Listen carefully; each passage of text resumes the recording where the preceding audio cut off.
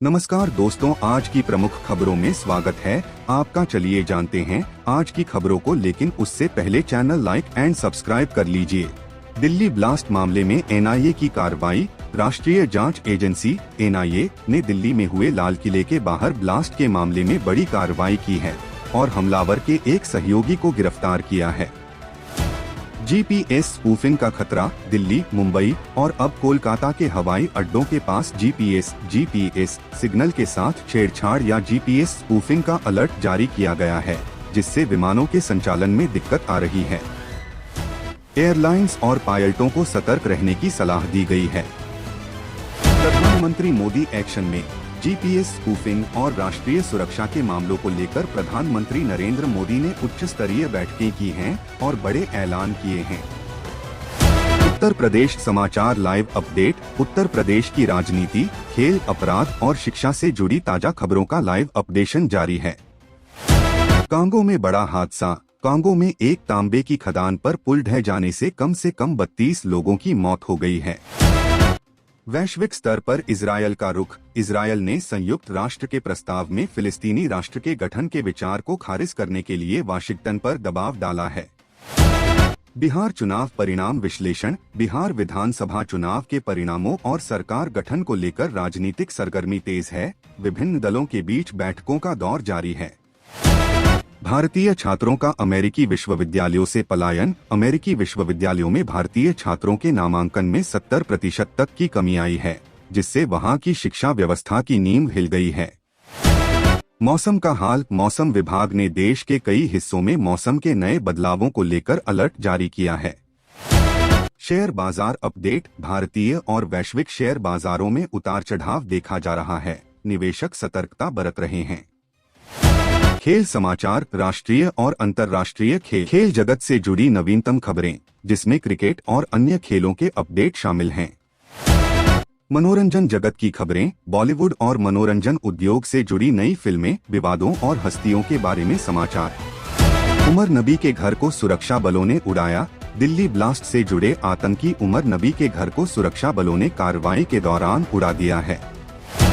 अंतर्राष्ट्रीय छात्र दिवस। विश्व इतिहास में आज के दिन 17 नवंबर का महत्व है। 1939 में नाजियों द्वारा प्राग विश्वविद्यालय के छात्रों की हत्या की याद में इसे अंतर्राष्ट्रीय छात्र दिवस के रूप में मनाया जाता है। नीतीश कुमार आज दे सकते हैं इस्तीफा। बिहार के मुख्यमंत्री नीतीश कुमार आज 17 नवंबर राज्यपाल को अपना इस्तीफा सौंप सकते हैं, जिसके बाद नई सरकार के गठन की प्रक्रिया शुरू होगी। शपथ ग्रहण समारोह की तारीख। नई सरकार का शपथ ग्रहण समारोह गुरुवार 20 नवंबर को होने की संभावना है, जिसमें प्रधानमंत्री नरेंद्र मोदी भी शामिल हो सकते हैं।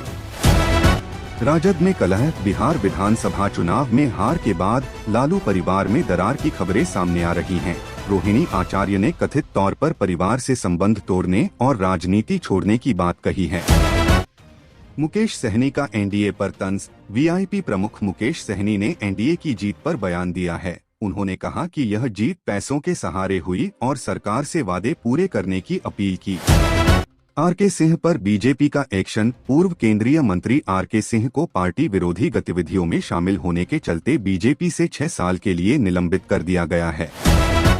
मुजफ्फरपुर में भीषण आग। मुजफ्फरपुर में शॉर्ट सर्किट से एक घर में भीषण आग लग गई, जिसमें एक ही परिवार के 12 लोग झुलस गए और मां बेटियों समेत 5 की मौत हो गई। सरकार गठन पर बैठकों का दौर। चुनाव नतीजों के बाद पटना और दिल्ली में एनडीए और महागठबंधन दोनों में सरकार गठन और हार के कारणों को लेकर उच्च स्तरीय बैठकें जारी हैं।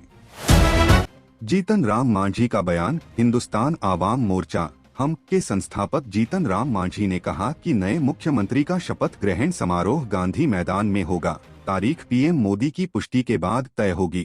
सीपीआई एमएल ने उठाए चुनाव नतीजों पर सवाल। सीपीआई एमएल ने बिहार विधानसभा चुनाव के परिणामों पर सवाल खड़े किए हैं और जनसंपर्क अभियान चलाने की योजना बनाई है। एआईएमआईएम की 32 सीटों पर लड़ने की घोषणा। असदुद्दीन ओवैसी की पार्टी एआईएमआईएम ने बिहार के 16 जिलों की 32 सीटों पर चुनाव लड़ने का ऐलान किया है और थर्ड फ्रंट के जरिए अपनी ताकत दिखाने की बात कही है। जीपीएस स्पूफिंग का अलर्ट। दिल्ली हवाई अड्डे के पास जीपीएस सिग्नल के साथ छेड़छाड़ या जीपीएस स्पूफिंग का अलर्ट जारी किया गया है, जिससे विमानों की सुरक्षा को लेकर चिंता बढ़ गई है। 2 ब्लास्ट मामले में गिरफ्तारी।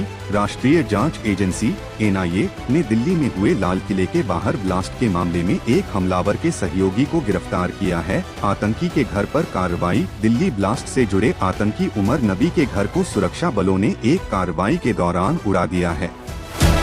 प्रदूषण की स्थिति। दिल्ली की वायु गुणवत्ता सूचकांक AQI की नवीनतम स्थिति में प्रदूषण का स्तर जांचा जा रहा है, हालांकि फिलहाल गंभीर स्थिति नहीं बताई गई है।